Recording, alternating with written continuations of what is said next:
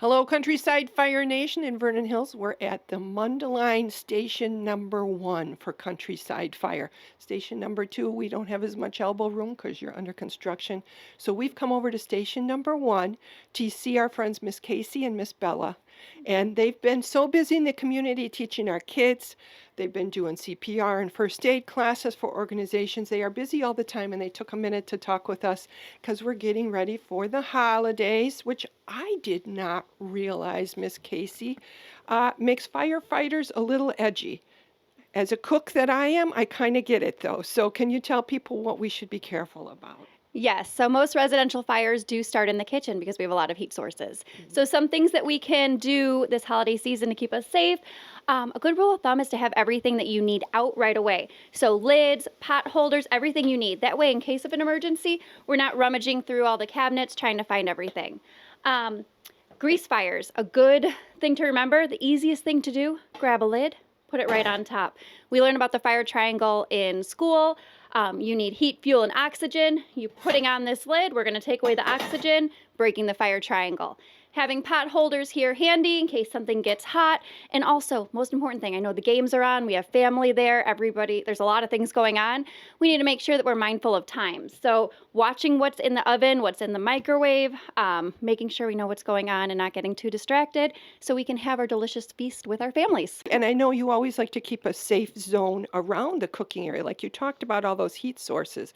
So there's the worry about food like burning and starting a fire. But there's always the worry too, like some little hand grabs a knife or a pot holder, a pot handle or something. Yes, so we want to make sure we're keeping that stuff away. So good rule of thumb we learn when we have little kids is keeping our pot handles faced out. That way, somebody's coming up, they're not going to come and grab this that looks so fun and end up getting a burn. And yeah, knives, any other kitchen or cooking utensils, keep them out of reach of little hands.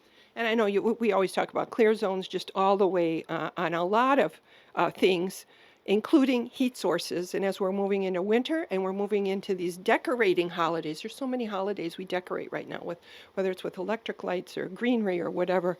And that's what you want us to be careful of when we're doing that sort of a thing. And I know the one thing you worry about is if people have real trees, we got to keep them watered and not going up in tinder. Right, so we'll talk all things decorations and heating sources. So first, if you're using real trees, keeping them away from an exit, because if they were to catch fire, we don't want that to be a reason that we're unable to escape. So away from an exit, using indoor lights only, and lights that won't heat up the tree, and making sure to water it frequently. We don't want any fires started from Christmas trees, and it does happen. As far as heating sources, make sure that we're at least 3 feet away, like the stove and oven, as Casey mentioned, but also the fireplace here, keeping any fuel sources, pets or children away from the fireplace. And with the fireplace, if you were to use real wood and you have ashes inside or outside, make sure to leave those, make sure that they're completely out, even waiting days, and then discard it in a metal bin away from your home. We don't want any homes catching on fire or garbage cans because of any discarded ashes.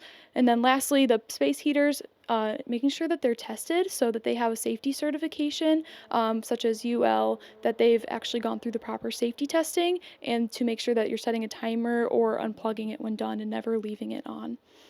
And again, 3 feet away from even a space heater, even when they're safe, they keep everything away. Yes, 3 feet, at least. I'd like to go back to those ashes in the bucket. Sure. And it does take days. And you don't want us to like, oh, we had a fire last night, let's scoop it out today, put the ashes in a metal container, but keep it in the garage. You want that far away from the house. Yes, making sure that they are completely cooled before moving them, and when moving them, putting them in that metal bin. We don't want a metal bin that's just sitting right outside your home either, away from your home, and metal instead of the other materials used for those. Makes sense. That's a good thing to put on our holiday giving list. So that's what we'll do. So remember, just everybody stay safe. Listen to tips like this. Be mindful.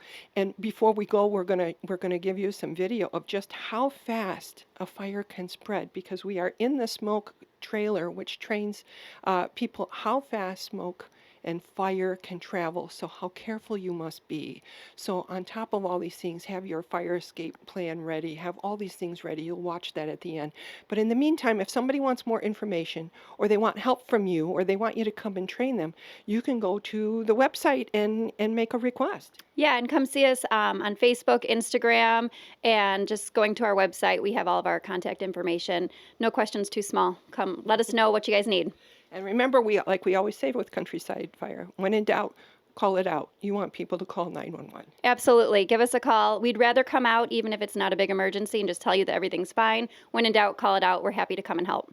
Thanks so much for the time, and have a happy holidays, everybody. Same to you.